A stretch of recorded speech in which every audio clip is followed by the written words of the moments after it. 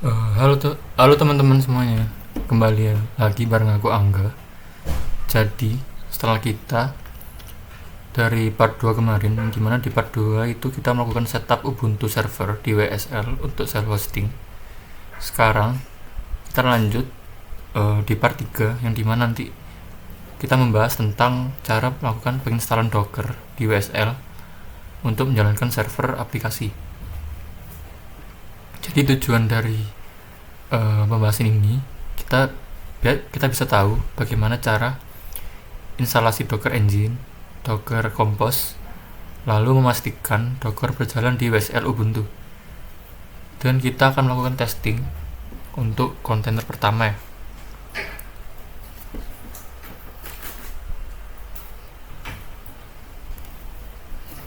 Jadi setelah kita masuk sekarang di server Ubuntu, kita udah siap gunakan lah untuk langkah-langkah untuk melakukan penginstalan Docker.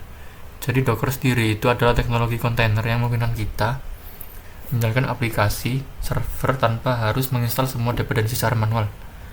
Nah, ERP-NET sendiri yang akan kita install nanti sebenarnya terdiri dari beberapa layanan seperti database, Redis, backend, dan worker.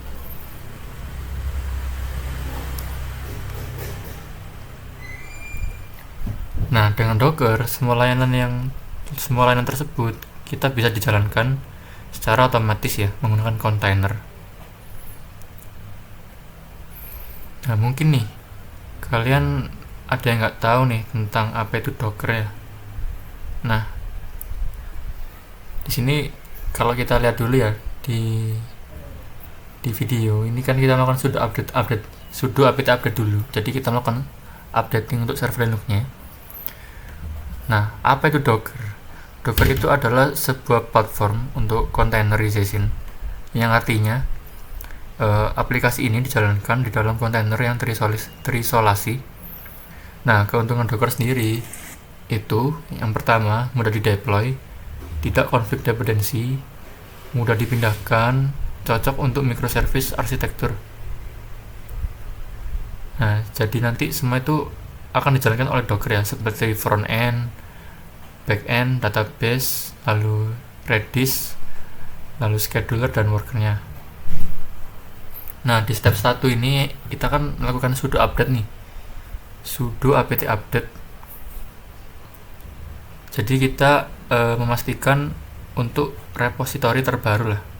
Nah, setelah melakukan sudo apt update, kita akan lanjut ke step selanjutnya, yang dimana kita akan melakukan instalasi dependensi Docker. Nah, yaitu Docker membutuhkan beberapa dependensi ya.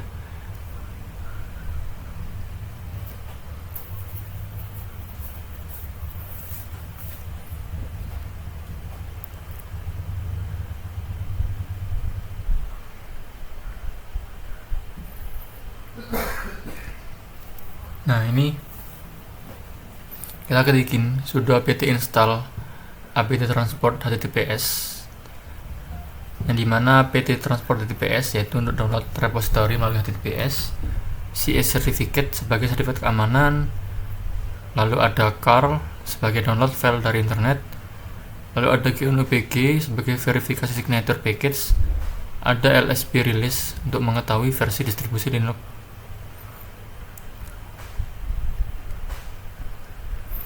Nah, setelah melakukan penginstalan ini, kita lanjut ke penginstalan Docker Engine.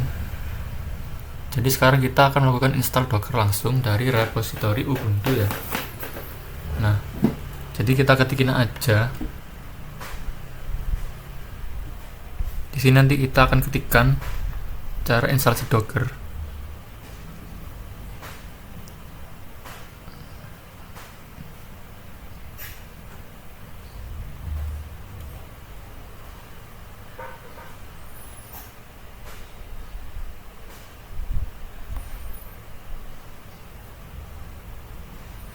Nah, di sini kita ketikkan aja sudo apt install docker.io -y.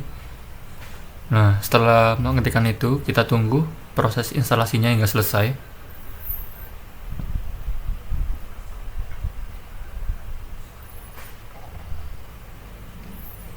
Nah, ini lumayan lama ya, jadi kita tungguin aja.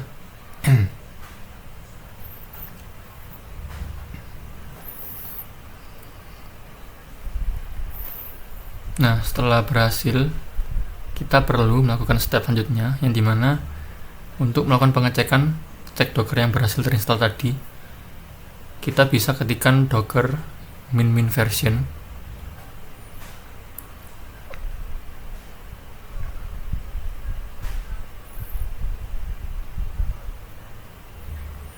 Nah, nanti dia akan menampilkan sebuah versi dockernya, yang dimana versinya yang terinstall yaitu 28.2.2, yang artinya berarti kita sudah melakukan penginstalan docker ya. Artinya penginstalan docker ini sudah berhasil terinstall. Nah, step selanjutnya kita akan menjalankan docker service.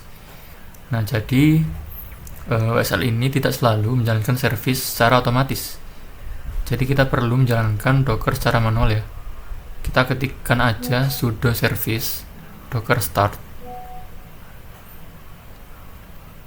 Nah, kemungkinan jika berhasil muncul, dia akan menampilkan sebuah starting docker gitu.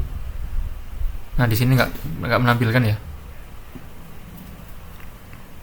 Kadang menampilkan, kadang enggak. Nah, setelah step ini, kita lanjut ke step selanjutnya. Bagaimana agar docker bisa dijalankan oleh root. Jadi agar user saya sendiri, Angga, itu bisa menjalankan docker tanpa sudo, kita bisa tambahkan ke grup docker.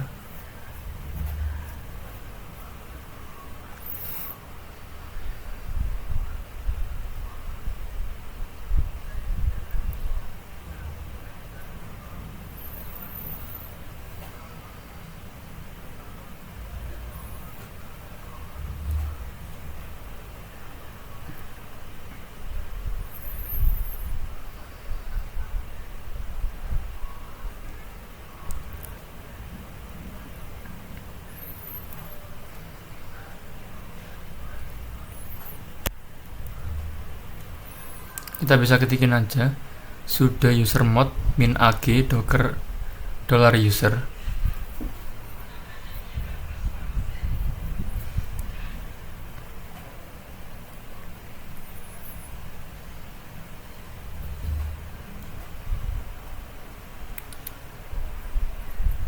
Nah, setelah mengetikkan itu, kita perlu reload session grupnya dengan kata kunci new grp docker.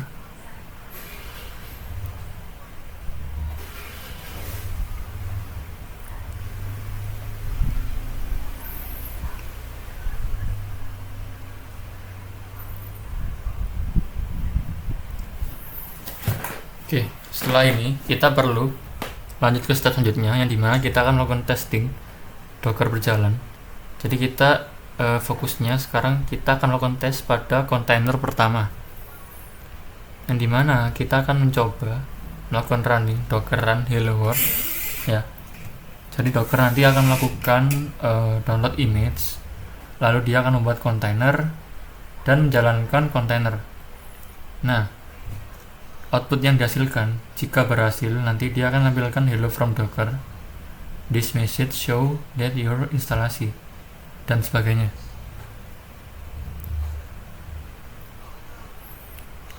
Yang artinya dia berarti dockernya sudah berjalan dengan benar gitu.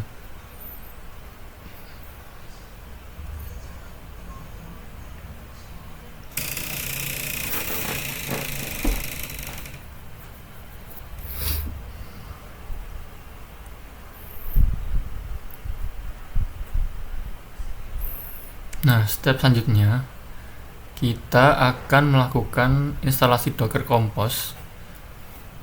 Jadi ERP-NEXT sendiri itu menggunakan Docker Compose ya untuk menjalankan banyak kontainer sekaligus. Nah, Docker Compose ini nanti kita ketikin aja dengan kata kunci sudo juga. Jadi kita harus pakai sudo ya, sudo apt install docker min compose min y.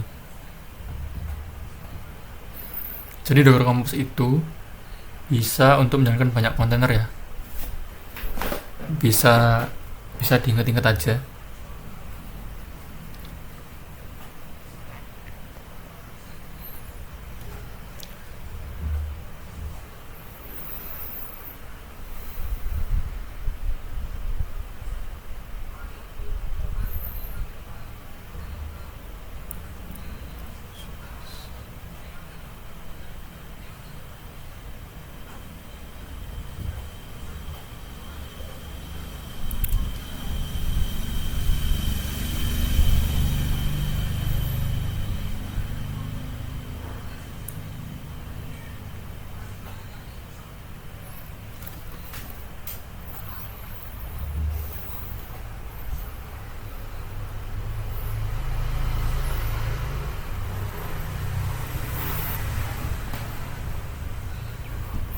Nah, sini kan kita akan melakukan penginstalan ya Docker Compose-nya.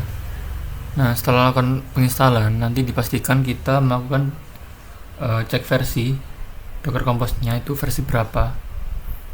Jika nanti kita ketikin Docker Compose version atau Docker Compose min version, jika muncul berarti kita udah berhasil ya melakukan penginstalan Docker Compose-nya.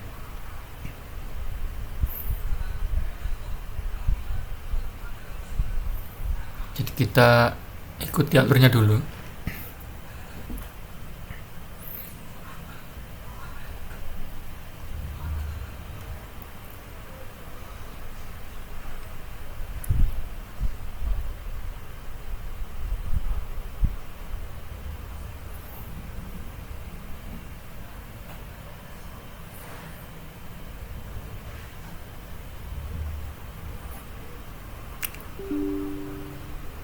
Oh, ini ya, saya ada ini ya sedikit kesalahan ya waktu sudo apt install itu di bagian garis hubung ya.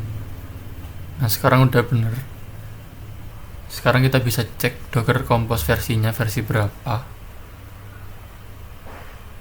Nah, sini juga ada sedikit kesalahan atau typo. Nah, ini yang bener, dia versinya 28.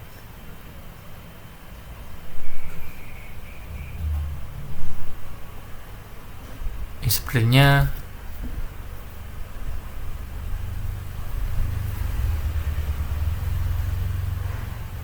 nah ini ya yang bener yang bawah ini, bukan yang atas sih setauku. Docker Compose min version ini yang versi yang saya pakai ini yang versi 1. Nah, jadi yang versi 1 ini sebenarnya kurang kompatibel, tapi nanti kita akan ganti di part selanjutnya. Jadi kita akan menyesuaikan Docker Compose yang terbaru. Nah, di sini kan kita mengecek ya Docker PS. Kita mengecek nih ada apa aja yang sudah berjalan untuk melakukan testing saja. Jadi cek kontainer yang sedang berjalan gitu. Nah, jika tidak ada kontainer yang berjalan, hasilnya kan kosong ya. Tapi bisa juga kalau kita pengen ngelihat semua kontainer termasuk kontainer yang berhenti, itu kita bisa lihat. Jadi fungsinya sama, pakai docker min ps docker ps min a bukan, maksud saya tetap sama pakai docker ps, cuman kalau ingin melihat yang dimatikan kita tinggal tambahin kata kunci min a. Dengan begitu nanti kita bisa melihat sebuah perbedaan. Nah, di sini tampil ya, kita nyoba ngecek image dockernya juga. Jadi image ini adalah template container lah, dia nampilin hello world. Jadi ya penjelasan penting ya untuk perbedaan image vs container sendiri. Image itu seperti template aplikasi, kalau container itu kayak instant yang sedang berjalan lah. Nah, kalau dianalogikan, image itu kayak blueprint rumah, container itu sama dengan kayak rumah yang sudah dibangun.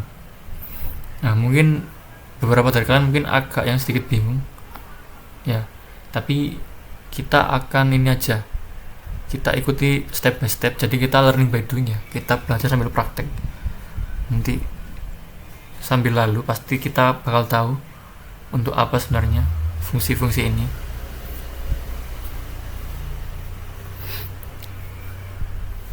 Nah, sekarang Docker kita kan sudah berhasil dibuat nih. Kita install di WSL Ubuntu dan kita sudah memastikan kontainer dapat berjalan dengan baik. Nah, pada video berikutnya kita akan mulai menginstal RPNext menggunakan Docker Compose sehingga seluruh layanan RPNext seperti database, Redis, dan backend dapat berjalan secara otomatis. Oke, mungkin dari aku itu aja. Terima kasih. Sampai jumpa di part selanjutnya. Bye-bye.